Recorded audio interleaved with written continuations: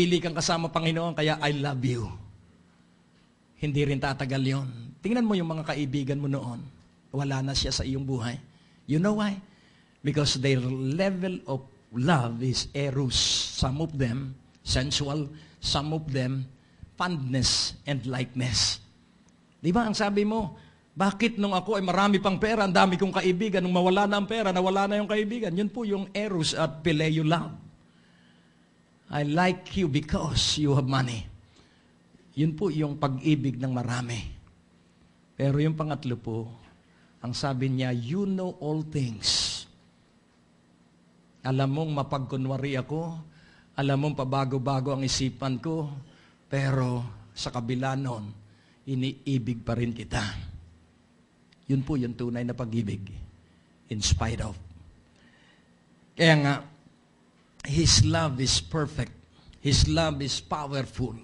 And if you are enveloped and covered by His love, remember this, perfect love casteth out all fear. Kaya kung ikaw po ay balot ng sakdal na pag-ibig ng Panginoong Hesukristo, hindi ka matatakot sa hinarap. Hindi ka matatakot sa iyong pagtanda, sapagkat kayang alagaan ng Diyos ang kanyang mga hinirang. Pwedeng gawin kang nagbabasketball pa rin at the age of 80, kung luluobin ng Diyos at papayag ka. Amen? Kadalasan po kasi tayo, pag nag-edad na ng 60, nako, alam mo naman kaming mga tumatanda, ganito, wag mo nang ipatutuo yun. Kita namang matanda ka na, wag mo nang sabihin pa yung tumatanda, gawin mo. Katulong ko yung isang trabahador. At gulat na gulat siya dahil bumuhat kami ng mabigat na gamit sa bahay. At ang sabi niya, mas matanda ka sa akin, Pastor, bakit ang lakas mong bumuhat? Sapagkat aking paniniwala, ang kalakasan ko'y magpapatuloy dahil sa lakas na kaloob ni Kristo. At siya naman nakatingin sa edad niya, kaya mahina na siyang bumuhat. Kaya nais ko pong ipaunawa, kailangan magkaroon ka ng tuloy-tuloy na pagtitiwala sa Diyos.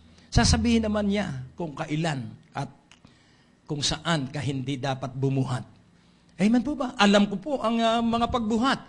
Your weight, i-times 0.6 mo bago ka bumuhat.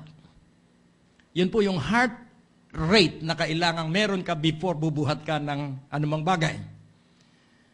At kailangan pagbuhat mo, halimbawa, 10 minuto ka nagbubuhat, kailangan yung iyong heart rate ay hindi lalampas ng iyong timbang times 0.8. Hello?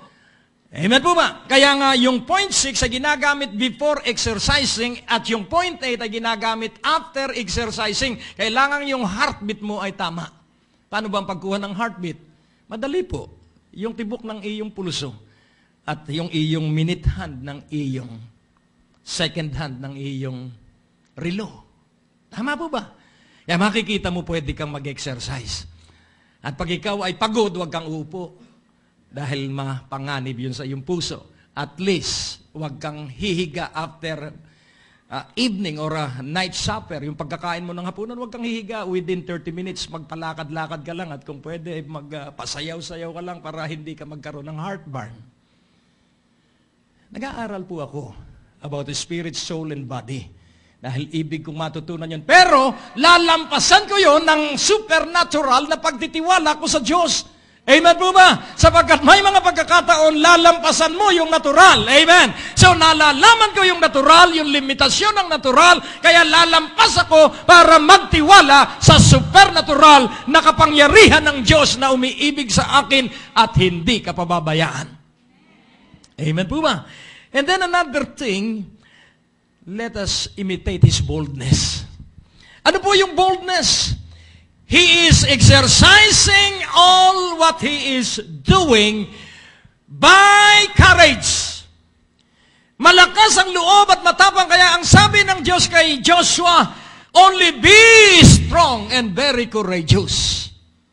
3 ulit pong sinabi yon, only be strong and very courageous sa chapter 1 ng Joshua, verse 6, verse 7, and verse 9. Be strong and very courageous. Amen po ba? At ang sabi ni Apostol Pablo sa Ephesians 6:10, finally, my brothers, Be strong in the Lord and the power of His might, so that together we can say, I can do all things through Christ who gives me strength. For my God shall supply all my need according to His riches in glory by Christ Jesus. So if you are copying and imitating the life of Jesus, the character of Jesus, the obedience, the faith, the love, and the boldness of Jesus, welcome to the family of God. You will soar high like an eagle. Oh, hallelujah. The principle of Jesus. Know the principle of Jesus. Not only the person of Jesus, but the principle by which He lived. Ano ang kanyang prinsipyo? Pag-aralan mo po ang Sermon on the Mount from Beatitude mula sa Matthew 5:3 hanggang sa buong chapter 7 ng Matthew. Yun po ang Sermon on the Mount. Anything na mag-uupos ka doon sa mga turo niya, ibig sabihin, you are not an imitator but a judge. Hello. Ay pansinin mo naman, ibigin mo ang iyong mga kaaway. Naku, hindi pwede. So doon pa lamang ay ikaw ay nakasalungat na. Eh ang sabi, go and teach. Go and make disciples and teach them about what I taught you. Ituro mo sa kanila yung aking mga itinuro sa iyo. Eh ano ang itinuro niya? Hindi ako pwedeng mangangaral kung ang kaaway ko ay aking inaaway. Kailangan ang mga kaaway ko ay aking ipinapanalangin pag may sakit. Hello. At kailangan yung gumagawa ng masama. Dahil kung aking ililista yung mga taong gumawa ng masama sa akin, ay patay na akong matagal. Pero dahil sinunod ko ang turo ng Panginoon, yung pagpapatawad, kaya huwag mong papayagan na meron kang hinanakit o sama ng loob. Huwag kang tutulog na may sama ng loob. Hello. Tingnan mo ang iyong katabi. Mapanganib. Nakukuha niyo. Kaya nga po, pansinin po natin the principles of Jesus. Kailangan pong ito'y implanted sa ating isipan. Ano ang prinsipyo ni Jesus? Magbigay ka at ikay tatanggap. Magtanim ka at ikay aani.